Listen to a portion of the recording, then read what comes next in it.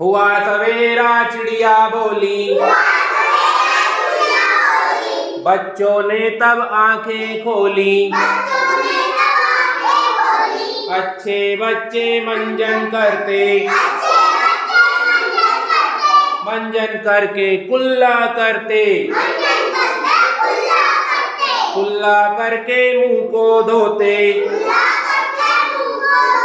मुंह धो करके रोज नहाते, रोज नहाकर खाना खाते, रोज नहाकर खाना खाते, खाना खाकर पढ़ने जाते।